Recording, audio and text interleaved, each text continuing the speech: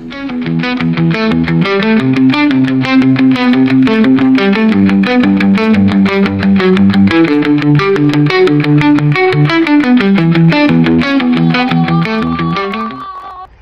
want to talk to you about something important. Generational trauma. It's really, really bad. But it doesn't have to be, and I will tell you why. Doesn't always mean that it's good, but it means that it's an opportunity for you and the people around you. It's an opportunity to understand why certain things are the way they are, why they were the way they were, and why some people function the way they function, and whether that's good or bad. But I like to think that it gives you the one-up. I mean, knowing is half the battle. Because you can't punch away through all your problems. It's not nice. You can't do that. It's easier though. But no, it's kind of the joy in it. If it was easy, I don't know, you'd be mad about things. You can repeat the cycle, go through it again, pass it on. And that's when it clicked for me, was I didn't mind enduring pain that my grandparents, great parents, my own parents, family members all went through. You know, I got through it by my own terms. It was when I had my own kids, knowing that I don't want to pass that on. I don't, like, it stops with me kind of attitude. And that's what I want to talk to you and show you a better representation of kind of how I look at it, an easy way to see it. Maybe you've seen this method 1,000 times, but maybe this will click for you, so. Whatever. No, Kaden, you cannot have Pop-Tarts for dinner! We're gonna cook some pasta while we talk about some generational trauma. Trauma, pasta, trauma. I'm sorry. Give my water. I get the water. And our video, how this pasta generational trauma works. There's an opportunity, though, once you understand where it started. Why? Then we can start learning. I didn't. Now we're gonna start cooking our sausage all the while, so I can put this fresh sauce in there, and also some very fresh pasta. I want to do that Let's Go Gambling Day. You know it's fresh if it sounds like this. Okay, while that's going, let's talk about the big stuff. Generational trauma. While it's not, like I said, not a bad thing, you're going back to the beginning. Even inside, you can hear the parents. Like, hear this shit? It's ridiculous. But it definitely means doing something that you should be doing for whatever reason in life is practicing empathy. It means going back to the beginning, and while it might be hard, instead of being mad about something that happened to you or why, you get to see where it started, and there's a reason why cycles weren't broken when they were, and there's a reason why you're the strongest one now. You gotta do the work. And if you're watching this video, I'd like to think that you're already starting. So let me break it down for you in a way that someone showed me, and it kind of helped me understand everything, because my big dumb brain doesn't understand it all the time.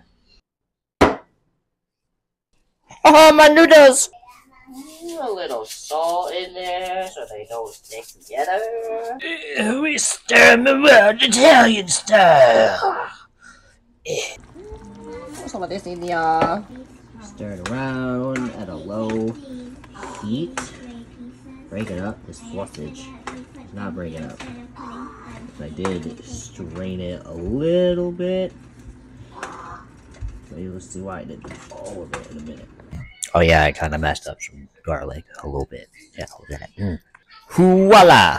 We will let that simmer while we talk about all this. What do I mean when I say you understand that it starts somewhere? It means that that trauma had an origin story.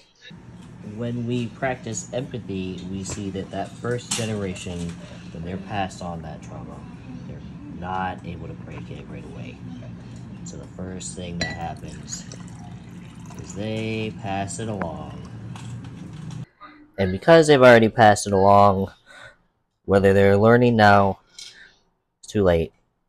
It's already here. Now it's theirs to deal with. And we already know that they weren't equipped with what they never had, the tools to break things. In a perfect world, these wouldn't be just...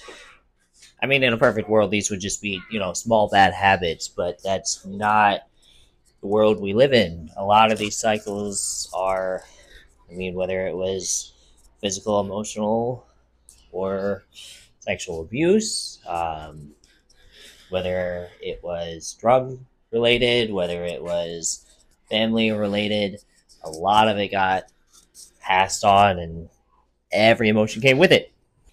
And now, as the children grown up from those parents, we are now seeing their story. We're seeing why they are the way they are. We're starting to question methods, and we're kind of the black sheep of the bunch.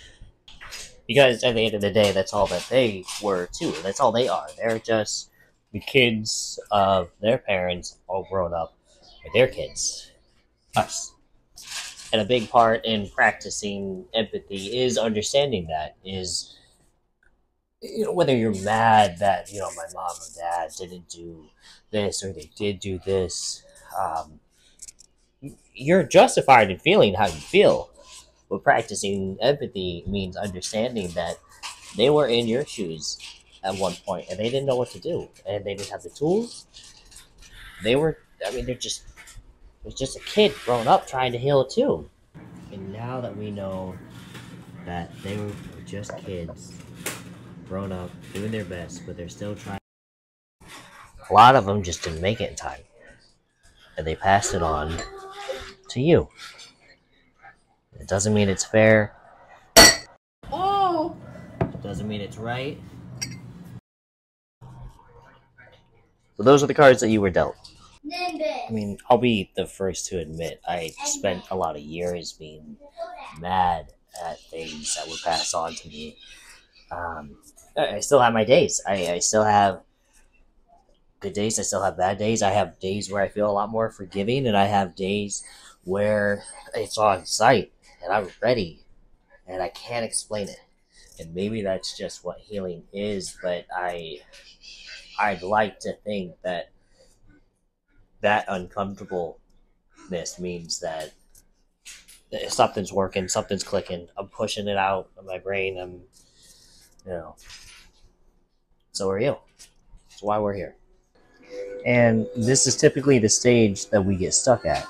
Where now we're stuck here with all these feelings, all these traumas passed on, these cycles, and we're not sure what to do with it. And it's going to stay there. They're not taking it back. For a lot of us, it didn't click till that happened. And whether or not that did happen, or for you in your life or not, I promise you that you are more than worth it to see the end result and to be able to have a clear life. But for me, and maybe a lot of you out there, it didn't click until I knew that my only choice was to do this.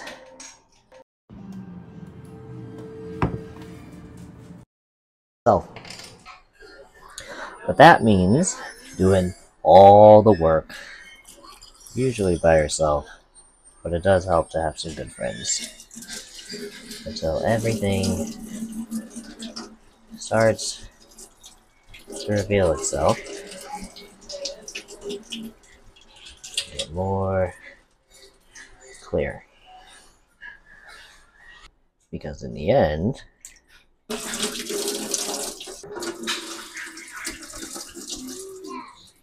you want to be able to see that pretty clear.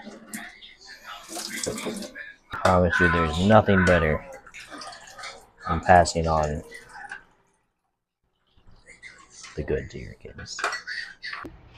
I knew real quick I was gonna have to do it, and that nobody was gonna do it for me, as they should. But it also got very messy. And let me tell you, that is the most liberating and freeing feeling I can tell you out there, is finally being true to yourself and not identifying as the things that happen to you, but more so wearing them as a badge of honor, a rite of passage. Not something that you are, but something that you got through, and something that you can learn and teach from. It doesn't mean that it's going to be an everyday easy process, but that does mean that we are leaving things better than we found it. We get to choose what we pass on.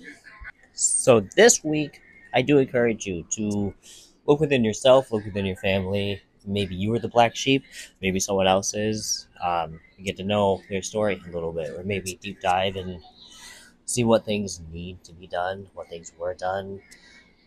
Be amazed at how much work goes into just breaking such simple cycles.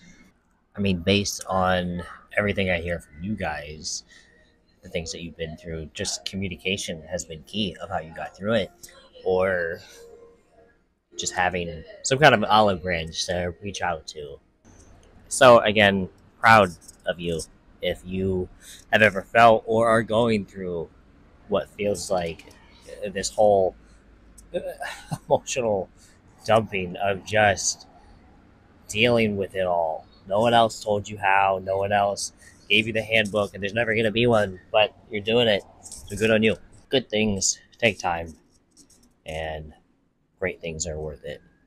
And I promise you, you're worth it. Next week, I'm going to be talking about the Batman method. It is a method you probably heard about before, but it is kind of using an alter ego to get through some of life's challenges. Until then, do your homework, know your worth, know where you stand with things, practice empathy. It's going to go farther for you than it is anybody else. Because if we're not trying to leave things better than we found it, then what are we doing? If we're not trying to love our children and break cycles,